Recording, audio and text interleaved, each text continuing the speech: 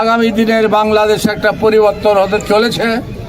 আমাদের দলে আপনারা আওয়ামী লীগ থেকে আসবেন, আপনাদের দায়িত্ব আমরা নেব। জেলখানা, নবাবগঞ্জ থানা, যে কোনো দায়িত্ব আমরা নিব ইনশাআল্লাহ। আপনারা আওয়ামী লীগ থেকে জামাতে জয়েন করেন, আপনারা বিএনপি থেকে জামাতে জয়েন করেন, আপনাদের দায়িত্ব সেই নেব। জামাতি এগুলা জামাতি মনে করেন না, এখন শক্তিশালী জামাত।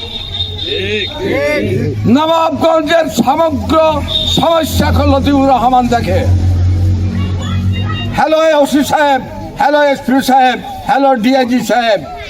লতিফুর রহমানকে করে কোনো লিডারের কাছে মানুষেরা যায় না। কি কথা ঠিক না? এই জন্য যারা আওয়ামী লীগ থেকে এসেছেন নির্দ্বিধায় এখানে থাকবেন। আপনাদের আইন, আদালত, কোর্ট কাছারি, থানা আমরা দায়িত্ব নেব ইনশাআল্লাহ।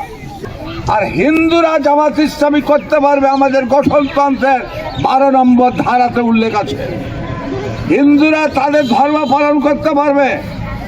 তারা যদি ইসলামের যে রাজনীতি সেটাকে যদি পছন্দ করে, ইসলামের অর্থনৈতিক ব্যবসায় পছন্দ করে, তাহলে জামাত ইসলামী লোকেরা করতে পারবে।